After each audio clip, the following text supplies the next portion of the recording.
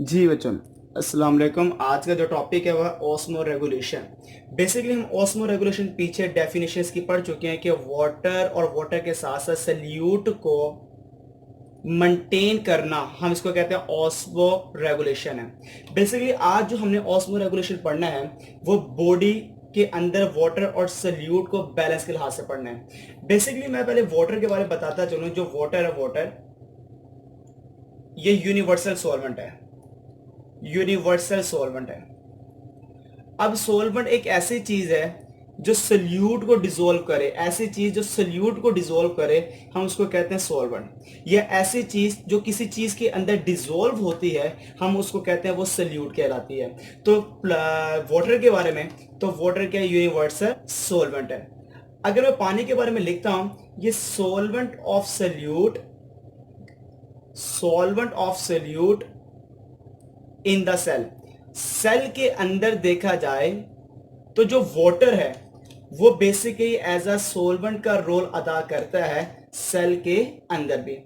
अब बेसिकली जो सेल है, सेल अगर हमारी बॉडी का देखा जाए, किसी भी एनिमल बॉडी का देखा जाए, किसी भी जानदार का देखा जाए, तो जो सेल है ये फेस करता है, face of different extra cellular environment, different extra cellular environment.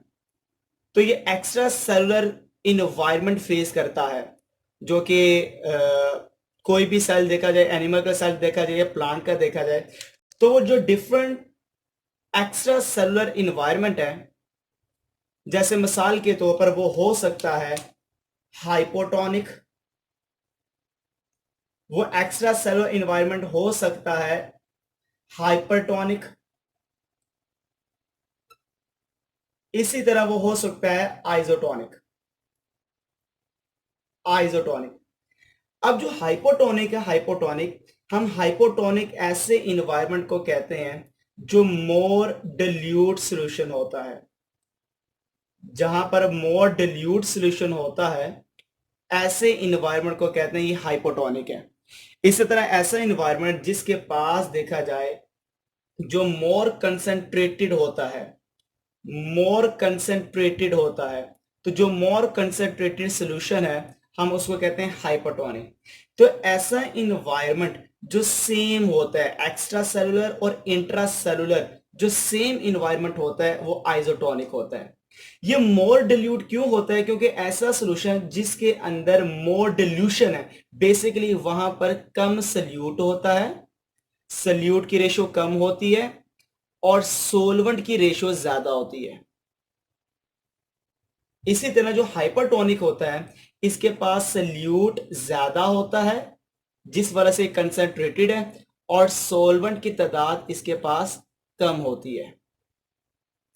और यहां पर सल्यूट और सोलवेंट एक जैसे होते हैं, बाहर और अंदर सोलवेंट और सल्यूट की रेशो सेम होती है, हम इसको कह देते हैं ये आइसोटोनिक इन्वायरमेंट है। अब बेसिकली ये जो सारी की सारी मैंने यहां पे डेफिनेशन इसकी बनानी और लिखनी है, या जब आपको टॉपिक समझाना है, ये सारा का सारा मैंने एक्स्ट्रा सेलुलर इन्वायरमेंट के लिहाज से आपको पढ़ाना है। जैसे मिसाल के तौर पर, फॉर एग्जांपल, जैसे आपको बताता चलो, ये एक सेल है, एक इसका बाहर वाला इन्वायरमेंट है और एक इसका अंदर वाला इन्वायरमेंट है। अंदर वाला कौन सा होगा? Intra cellular. बाहर वाला कौन सा होगा? Extra cellular.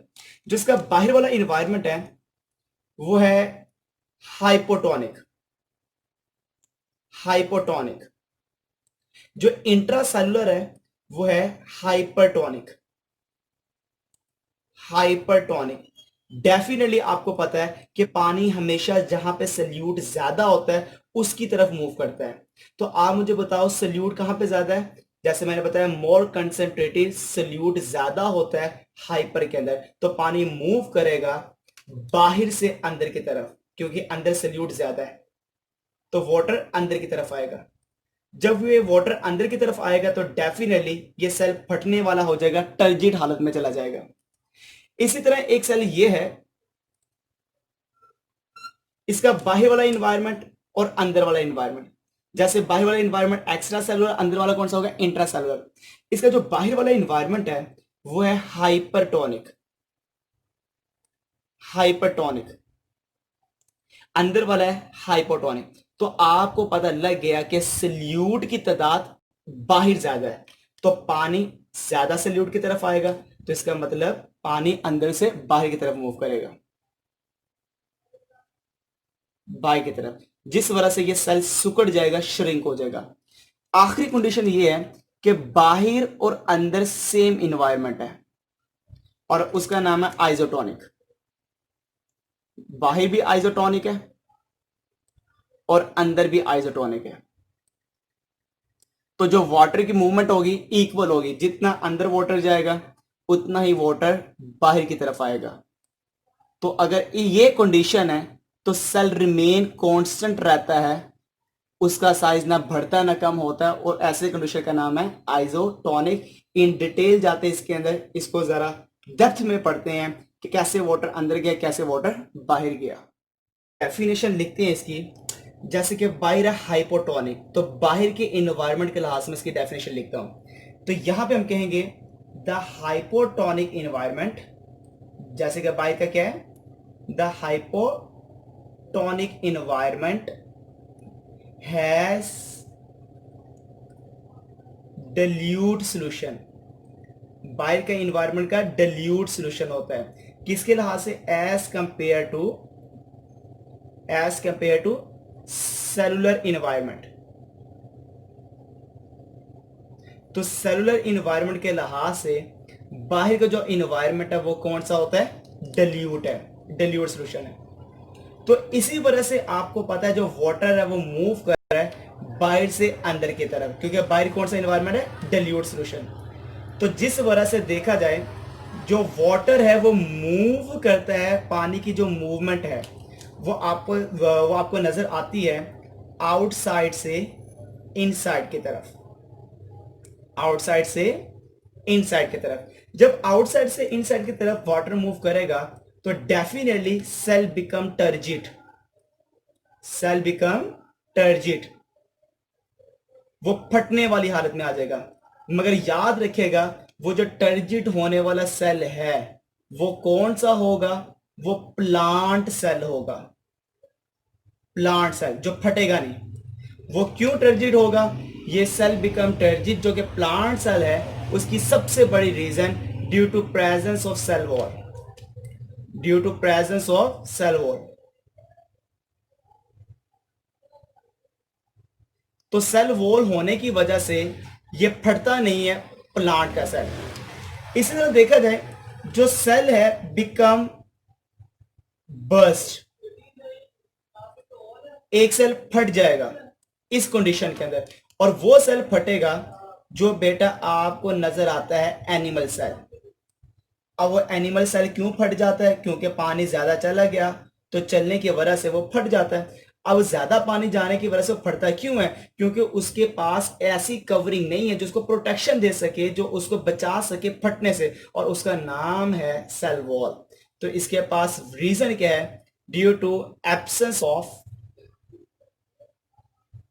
Of cell wall.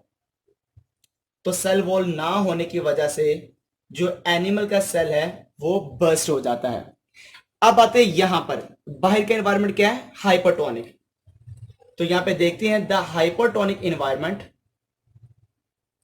Hypertonic environment, बाहर का एनवायरमेंट का जिक्र कर रहा हूं, अंदर का नहीं कर रहा। देखो the hypertonic environment has concentrated solution.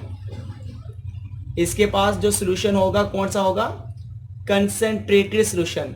नाम से खुद बता रहा है, हाइपर का मतलब ज्यादा सल्यूट होना, तो ये कंसेंट्रेटेड सॉल्यूशन रखता है। किस लिहाज से कंसेंट्रेटेड है, as compare to cellular environment. तो सेल के इन्वायरमेंट के लिहाज से बाहर का कौन सा होगा, कंसेंट्रेटेड सॉल्यूशन होगा।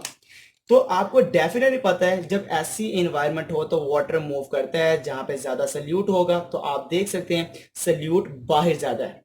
जब सल्यूट बाहर ज्यादा है तो इट मींस वाटर मूव करता है इनसाइड से आउटसाइड की तरफ, अंदर से बाहर जाएगा, क्योंकि बाहर क्या है, हाइपरटोनिक है।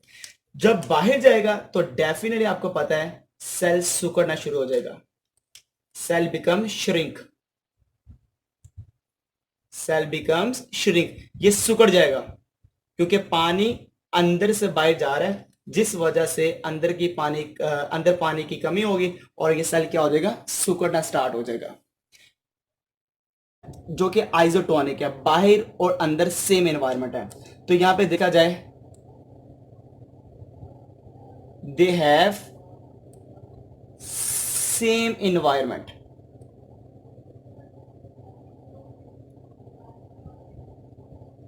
वो एनवायरनमेंट कौन सा होगा, आपको पता है, एक्सटर्नल भी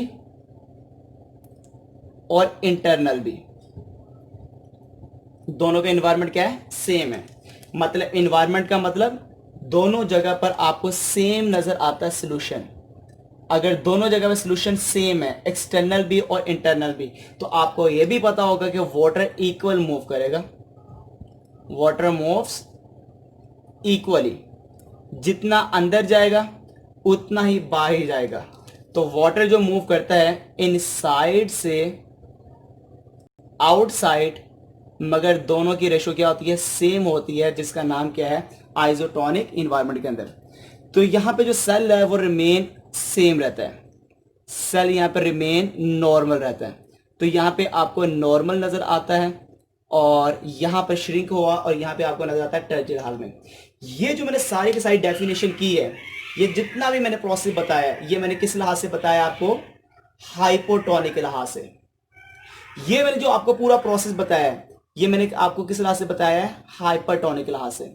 और ये जो मैंने आपको बताया, ये किस लिहाज से बताया, ये आइसोटोनिक के लिहाज से। पर एफएससी में हाइपरटोनिक, हाइपोटोनिक और आइसोटोनिक, ये एज अ शॉर्ट क्वेश्चन और एमसीक्यूज में काफी दफा पूछा जा चुका है, और ये लॉन्ग क्वेश्चन में अभी तक एग्जामिनेशन में नहीं आया। ये शॉर्ट और एमसीक्यूज के लिहाज से काफी ज्यादा इंपॉर्टेंट है।